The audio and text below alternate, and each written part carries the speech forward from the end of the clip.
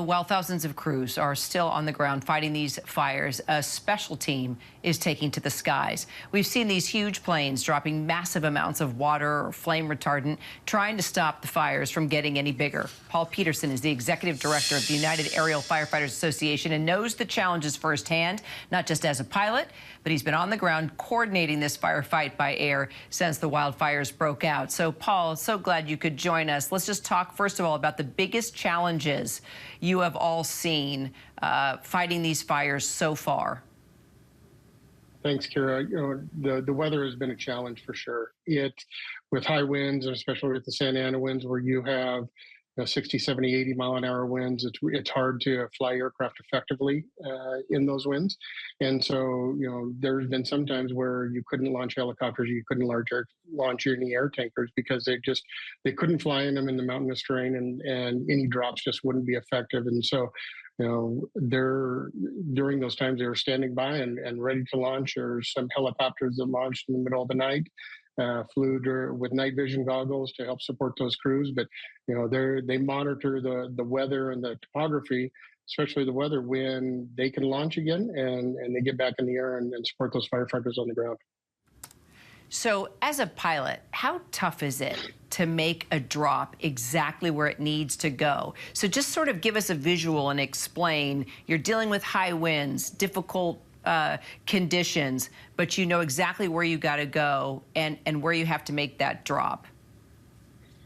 And firefighting is a team sport, and you have a couple different tools that you're working with. You have an air attack, the air tactical supervisor that's on top of the fires, that's working with the ground crews. So they're flying on top of the fire and just figuring out where those drops really need to be. And so when the planes come in, the air tankers or helicopters, they're talking to those air attacks and or the lead planes to identify the spots. And then you've got to get anywhere between 150 to 200 feet off the ground and put those drops, taking into account the topography for an exit off your drop, as well as the winds and the weather.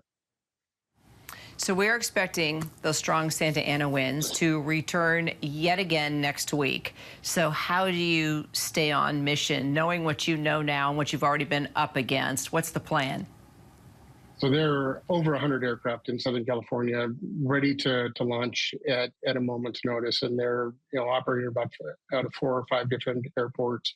Well over 60 helicopters, about 40 air tankers or so, and air tactical aircraft. And they're supporting the firefighters on the ground right now to secure that line. There's about 10 that are flying right now. So they're making sure that fire line's contained, but also, they're there for any new ignitions and new starts. And the pilots and all the air crews are just there to support those firefighters on the ground and give them a fighting chance. So they're ready to launch at a moment's notice. How do you decide whether to drop water or fire retardant on a certain area? How's that decision made? So most of the large air tankers and some of the helicopters drop fire retardant. Fire retardant is applied ahead of the fire, and it retards fire. That's the whole point of it. And it's an ammonium phosphate-based product that just coats the fuel and holds some moisture in there. And it allows those crews to get in and contain that fire line in advance of the retardant. The water from helicopters and scoopers is a suppressant, and that's dropped directly on the fire. And it does the same thing. It helps support those crews. And so it really just depends on where the crews are at in their suppression progress, whether they're immediately right next to the flames or they're going to be there in 5, 10, 30 minutes, whether you put retardant or retardant. Paul Peterson, great insight. Good luck. We'll be following everything that all the pilots are doing, all the efforts. They've been tremendous. Appreciate you. Thank you.